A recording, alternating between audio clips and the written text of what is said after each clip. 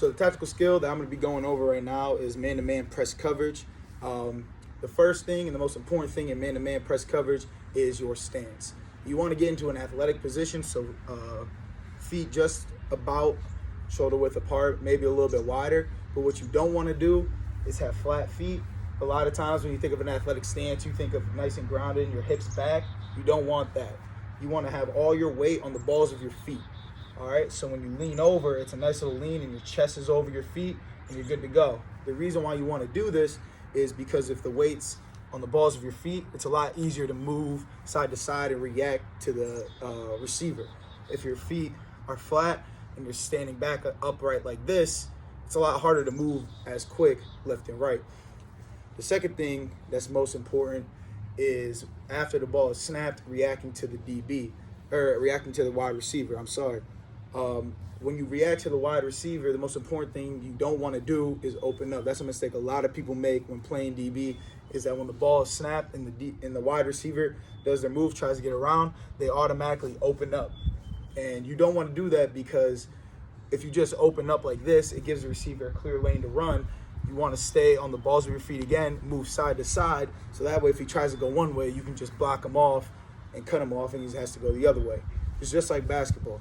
You don't want to stare at the eyes and the shoulders, because the eyes and the shoulders you can do a lot of different stuff with. The hips always tell you where the receiver is going. So you're just in your stance, ball, weight on the balls of your feet. So whatever way he goes, you're able to slide. We call that a kick step. The third thing that's most important after all that is your hands and being physical. It's kind of one in itself. It's kind of the same thing. The most important thing to remember is that you have to be patient. A lot of young DBs are not patient when they try to be physical and when they try to press. A common thing is when you lunge.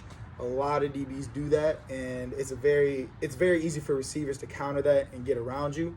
So, like, as you're in your stance and the ball is snapped, when the receiver moves, all you got to do is just shoot your hands. You still stay in your same position. You still stay in your same stance. You're still moving, but instead of lunging forward, you're just stepping and lunging like that. It's a lot easier for you to keep the receiver in front of you if you just stay square, nice and in your box, because if you lunge again, you're off balance and the receiver can get around you. And then the third thing is knowing where you are on the field and what kind of situation it is. So if you're all alone and it's just you and the receiver and you have no help at all, what you want to do is line up inside. So if the receiver is in front of me and the ball is this way, you want to take a step inside of him. So that way, if he does try to get inside, you're already there and you can force him outside. And then it's a similar thing where if you have help over the top and if the play call presents itself where you want to force him inside, then it's easy. Again, receiver's in front of you, take a step out, then you can force him inside. It's a lot easier to force him one way or another. You never want to be head on of a receiver, because if you're head on, then you give the receiver the option to go either way, and it makes the job a lot harder on you as a cornerback to make the decision of where you want to go and how you want to play it, because the position is really, really hard, especially if you're all by yourself. So you always want to give yourself somewhat of a fighting chance, somewhat of an advantage, so you know what he's doing. So that's why you got to align yourself inside or outside.